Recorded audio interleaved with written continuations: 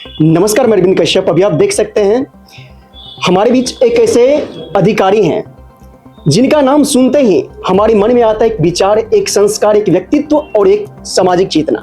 जी हाँ दोस्तों, हम बात कर रहे हैं, आप जानते होंगे, जिन्हें सिर्फ बिहार में ही नहीं बल्कि पूरे भारत में अपना एक व्यक्तित्व को लेके, अपने एक सोच को लेके और जो युवाओं को सतत मार्गदर्शन देते हैं, जो युवाओं के अंदर प्राण भरते हैं, ऐसे युवा व्यक्तित्व, ऐसे युवा अधिकारी जो IITian थे, उसके बाद जो भारत का सबसे कठिन परीक्षा होता IPS उत्तीर्ण करके अभी वर्तमान में IG हैं। सर बहुत बहुत स्वागत, अभिनंदन है।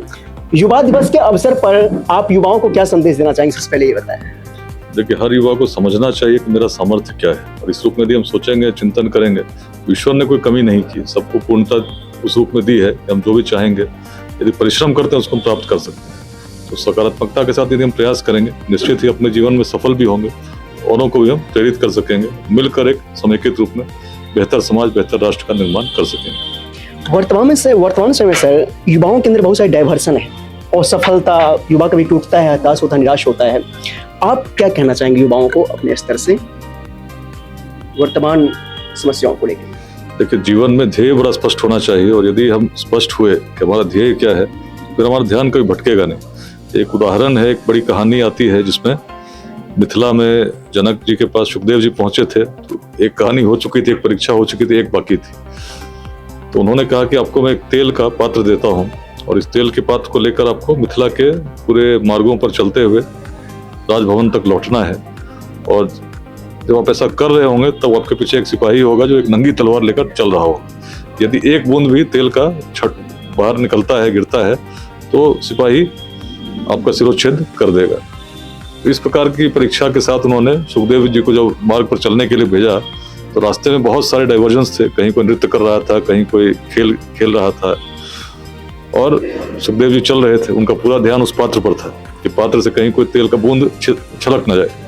तो जब लौट कर आए तब जनक ने पूछा कि भाई, तुमने मार्ग में क्या क्या देखा? तो सुखदेव जी ने कहा कि मैं अपनी परीक्षा में तो सफल हो गया हूँ, आपकी तेल का एक बूंद भी मैंने छलकने नहीं दिया। तो जनक ने कहा कि जैसे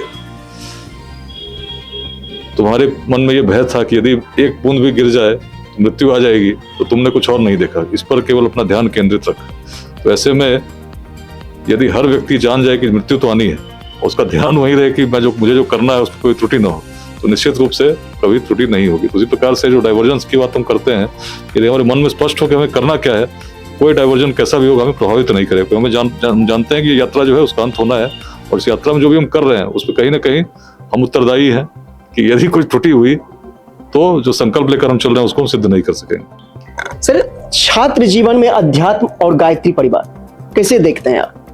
मैं तो बचपन से जुड़ा रहा हूँ, अखंड ज्योति पढ़ते हुए बड़ा हुआ हूँ। कहीं ना कहीं बहुत अच्छा प्रभाव, या यूँ कहें जो भी आज हूँ, तो इसी कारण से क्योंकि सोचने की जो प्रवृत्ति रही औरों से भिन्न रही, समाज को कुछ देने की बात मन में सदैव रही, और इसीलिए जो भी कर पाता हूँ तो कभी ऐसा नहीं लगा कि मैं क्या कर रहा हूँ या किसी द्वंद्व में रहा। सदैव स्पष्टता के साथ मैं लगा रहा हूँ, और आज भी उसी तरह यात्रा चल रही है। जी सर, अंत में एक और क्वेश्चन है। अंत में सर, लेट्स इंस्पायर बिहार का प्रेरणा और उद्देश्य क्या है अंत में सभी युवाओं के? देखिए, लेट्स इंस्पायर बिहार एक संदेश है सभी को कि हम जाति, संप्रदाय, लिंग भेद, विचारधाराओं को मतभेदों से ऊपर उठकर बिहार को आगे बढ़ाने के लिए, शिक्षा और उद्यमिता की क्रांति लाने के लिए प्रयास करें। इसमें जो भी अंशदान हम दे सकते हैं उस प्रकार देने का प्रयास करें। इसमें लगभग पिछले 5 वर्ष पहले यहीं गायत्री मंदिर से ही इस बात की प्रेरणा मेरे मन में जगी थी, और 22 मार्च 2021 से लोगों को जोड़ना मैंने प्रारंभ किया था। आज लाखों लोग जुड़े हैं। लगभग 15 जिलों में 28 निःशुल्क शिक्षा केंद्र चल रहे हैं, जहाँ पर जैसा कार्य गायत्री परिवार से जुड़े लोगों के द्वारा भी किया जाता है। इससे स्लम्स के बच्चों को लोग पढ़ाते हैं। इसके अलावा अनेक प्रकल्प अपने संसाधनों से जो लोग कर रहे हैं, ऐसे लगभग 100 लोग जो विदेशों में रहते हैं, बाहर रहते हैं, उनके द्वारा अपने अपने गाँव में प्रारंभ किए गए हैं। प्रयास है इस सोच को और विस्तार देना, और ऐसे सभी लोगों के मन में जो सक्षम है उनके इस भाव को जागृत करना कि समाज को हम कुछ दे सकें, अपने अपने हिस्से के बिहार को आगे बढ़ाने के लिए हम कुछ प्रयास कर सकें। यही है लेट्स इंस्पायर बिहार। आज बड़ी संख्या में लोग जुड़े हैं। प्रयास है स्टार्टअप्स की क्रांति बिहार में आए। यदि कोई युवा स्टार्टअप लगाना चाहे तो उसके लिए एक इकोसिस्टम को हम निर्मित कर सकें, उसका सहयोग कर सकें, मार्गदर्शन कर सकें, और उसके स्टार्टअप को हम सफल बना सकें। धन्यवाद। और यदि हम मानते हैं और सुनते हैं हर आत्मा में परमात्मा का अंश, तो यदि छोटा सा भी अंश आ गया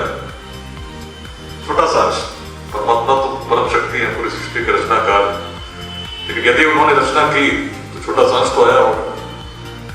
और यदि ऐसा है, उस छोटे से अंश की क्षमता, उसके गुण क्या होंगे? सोने को काटा निकला सोना, वहां से आया तो अंश क्या होगा, गुण क्या होंगे?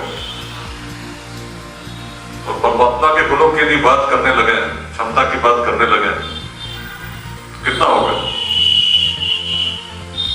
क्या किलोग्राम में, किलोमीटर में हम बता सकते हैं?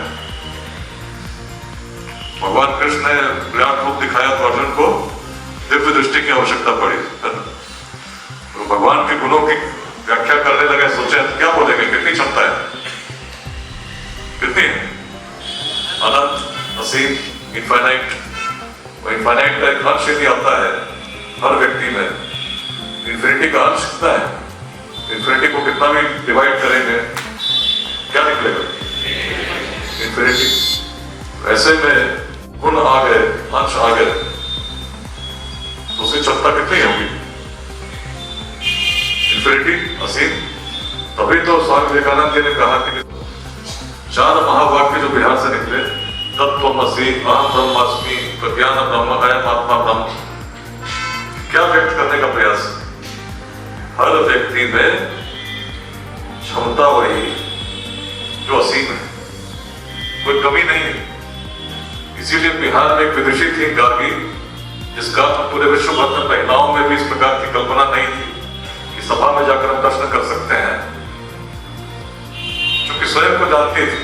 इसीलिए उन्होंने बड़ी सभा में, जहां भारतवर्ष के सभी क्षेत्रों से विद्वान आए थे और सबसे बड़े विद्वान को लोगों ने लगभग चुन लिया था, उन्होंने प्रश्न करना शुरू किया और विद्वतापूर्वक प्रश्न करते करते याज्ञवल्क्य को विवश कर दिया, कितने प्रश्न मत करो गार्गी, कहीं ऐसा ना हो तुम्हारा ही सर पड़ जाए। उसके बाद भी नहीं रुकी, पूछती गई, अंततः संतुष्ट हुई और तब जाकर उन्होंने कहा कि वास्तव में याज्ञवल्क्य सबसे बड़े विद्वान हैं। ऐसी क्षमता, ऐसी सोच हमारे प्राचीन काल में थी। बिहार क्यों महान हुआ? क्यों बिहार से अखंड भारत के साम्राज्य को बना पाया? कहीं और से भी बन सकता था। ऐसी सोच यही क्यों आई?